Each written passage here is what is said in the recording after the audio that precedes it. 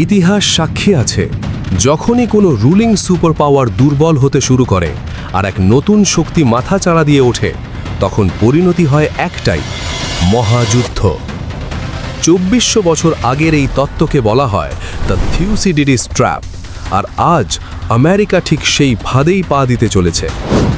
Donald Trump, যিনি কাশ্মীর থেকে শুরু করে কিম জং উন সব বিষয়ে মাইক্রোফোনের সামনে গর্জন করেন, কিন্তু বেইজিংয়ের মাটিতে দাঁড়িয়ে তাইওয়ান ইস্যুতে তিনি পুরোপুরি নিশ্চুপ। কেন? যে আমেরিকার হুঙ্কারে বিশ্ব কাঁপত, সেই আমেরিকার প্রেসিডেন্ট আজ এত ডিফেন্সিভ কেন? এটা শুধু একটা সাধারণ ডিপ্লোম্যাটিক মিটিং নয়, এটা গ্লোবাল পাওয়ার শিফটের এক জীবন্ত দলিল। প্রেসিডেন্ট শি জিনপিং ডোনাল্ড ট্রাম্পকে সরাসরি থিউসিডিডিস ট্র্যাপের কথা মনে করিয়ে দিয়েছেন। জিনপিংয়ের বার্তা খুব পরিষ্কার, আমরা এখন নতুন সুপার পাওয়ার, তোমরা যদি সিংহাসন ছাড়তে না চাও তাহলে সংঘাত নিশ্চিত। আপনি যদি এই মুহূর্তে খবরের দিকে চোখ রাখেন, তবে এটি আপনার কাছে ওভারওয়েলমিং মনে হতে পারে। যে কোনো দিন আপনি ট্রেড ওয়ার, তাইওয়ানের কাছাকাছি মিলিটারি থ্রেট বা মিডল ইস্টে গোপন বৈঠকের ফ্ল্যাশিং অ্যালার্ট দেখতে পারেন। এটি দেখে মনে হতে পারে পুরোটাই বিশৃঙ্খলা, কিন্তু এই আপাত দৃষ্টিতে এলোমেলো ঘটনাগুলি আসলে একটি মাত্র মেকানিজমের সাথে গভীরভাবে যুক্ত। ইউএস চায়না সম্পর্ককে একটি গ্লোবাল থার্মোস্ট্যাট হিসেবে চিন্তা করুন, যেটি সমগ্র গ্রহের বেসলাইন টেম্পারেচার নিয়ন্ত্রণ করছে। যখন এই সুপার পাওয়ার্সরা সহযোগিতা করে, তখন গ্লোবাল কনফ্লিক্ট শান্ত হয়, কিন্তু যখন ওয়াশিংটন এবং বেইজিং তর্কে জড়ায়, তখন তারা উত্তাপ বাড়িয়ে দেয়, যার ফলে রিজিওনাল প্রবলেমগুলো আরও প্রকট হয়। এই বিষয়টি আমাদেরকে ডোনাল্ড ট্রাম্প এবং শি জিনপিংয়ের বেইজিংয়ে ঐতিহাসিক মিটিংয়ের দিকে নিয়ে যাচ্ছে। তারা রুদ্ধদ্বার কক্ষে বসে সিদ্ধান্ত নিচ্ছেন আপনার ইলেকট্রনিক্সের দাম কিভাবে নির্ধারিত হবে এবং গ্লোবাল বর্ডার কে রক্ষা করবে। এই সিদ্ধান্তগুলি আপনার দৈনন্দিন জীবনেও প্রভাব ফেলে। চলুন টেবিলের প্রথম প্রধান সমস্যাটি নিয়ে আলোচনা করা যাক, ইন্টারন্যাশনাল ট্রেড। এটি নেগোসিয়েশনের এমন একটি অংশ যা সরাসরি আপনার ওয়ালেটে আঘাত হানে। প্রাথমিক ইকোনমিক সেটআপ খুব সোজা। চায়না বিশ্বের ম্যানুফ্যাকচারিং ফ্যাক্টরি হিসেবে কাজ করে, যারা আমাদের বেশিরভাগ পণ্য উৎপাদন করে, এবং ইউনাইটেড স্টেটস এর সবচেয়ে বড় কনজিউমার বেস হিসেবে কাজ করে, যারা সেই পণ্যগুলো কেনে। যখন এই দেশগুলোর মধ্যে বিরোধ দেখা দেয়, তখন তারা ট্যারিফ বা ট্যাক্স ব্যবহার করে। ইম্পোর্টিং কান্ট্রি বিদেশি পণ্যের উপর একটি ভারী পেনাল্টি চাপিয়ে দেয়, কিন্তু এক্সপোর্টিং কান্ট্রি সেটি পরিশোধ করে না।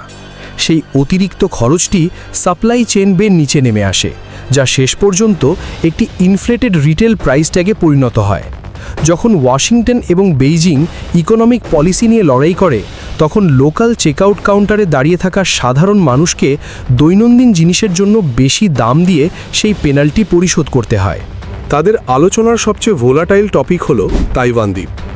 এই নির্দিষ্ট দ্বীপটি অদ্বিতীয়ভাবে মূল্যবান, কারণ এটি অ্যাডভান্সড সেমিকন্ডাক্টর মাইক্রোচিপস ম্যানুফ্যাকচারিংয়ের জন্য অবিসংবাদিত গ্লোবাল হাব হিসেবে কাজ করে। এই মাইক্রোচিপগুলো হলো অপরিহার্য ছোট মস্তিষ্ক, যা মডার্ন সোসাইটির প্রায় সব কিছু চালানোর জন্য প্রয়োজন।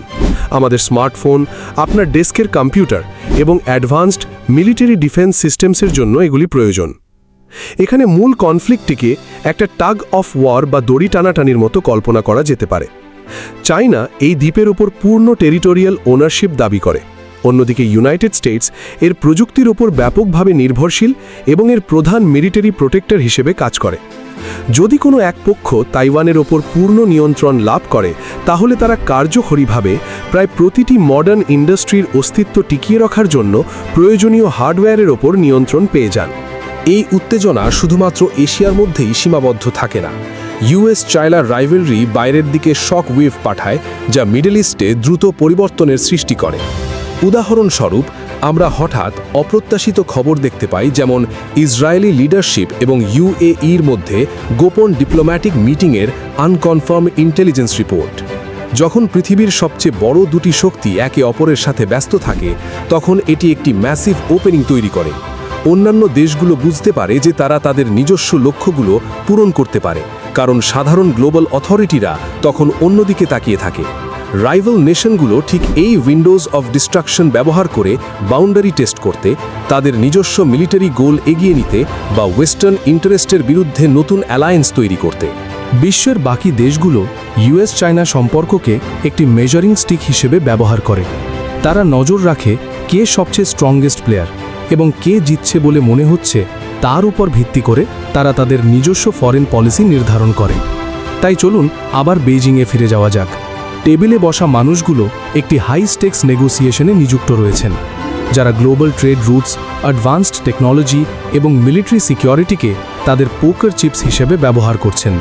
তারা যে সিদ্ধান্তগুলো নেবেন তা গ্লোবাল ইকোনমির ইমিডিয়েট ট্র্যাজেক্টরি নির্ধারণ করবে। একবার আপনি এই ডায়নামিক বুঝতে পারলেন, আপনি জটিল গ্লোবাল ইভেন্টস বোঝার জন্য একটি স্থায়ী ফ্রেমওয়ার্ক পেয়ে যাবেন। পরের বার যখন আপনি বিশ্বের অপর প্রান্তের কোনো কেওটিক হেডলাইন দেখবেন বা আপনার লোকাল স্টোরে জিনিসের দাম বাড়তে দেখবেন, তখন প্রথমে লক্ষ্য করুন ইউএস এবং চায়না কী করছে। সমগ্র বিশ্বের স্বাস্থ্য, নিরাপত্তা এবং ইকোনমিক স্টেবিলিটি এই দুটি রাইভাল পাওয়ারের ওয়ার্কিং রিলেশনশিপের উপর সম্পূর্ণভাবে নির্ভর করে। তাহলে এর পরিণতি কি? তাইওয়ান নিয়ে ট্রাম্পের এই ভয়ঙ্কর নীরবতা কি আসলে কোনো সিক্রেট ডিল? আমেরিকা কি তবে নীরবে মেনে নিল যে এশিয়া প্যাসিফিকে চীনের একচ্ছত্র আধিপত্যই শেষ কথা? যদি আমেরিকা থুকিডিডিসের ট্র্যাপ থেকে বাঁচতে চায়, তবে তাদের হার স্বীকার করতে হবে। আর যদি না করে, তবে প্রশান্ত মহাসাগরের বুকে এমন এক যুদ্ধ শুরু হবে যা মানব সভ্যতা আগে কখনো দেখেনি। আপনাদের কি মনে হয়, ডোনাল্ড ট্রাম্প কি চীনের কাছে আত্মসমর্পণ করলেন, নাকি এটা আমেরিকার কোনো বৃহত্তর মাস্টার প্ল্যান? কমেন্ট সেকশনে আপনার স্ট্র্যাটেজিক অ্যানালিসিস শেয়ার করুন। আর গ্লোবাল জিওপলিটিক্সের এমন ডার্ক রিয়ালিটি জানতে ডক আলট্রাকে সাবস্ক্রাইব করুন, কারণ সত্য খবরের হেডলাইনে থাকে না।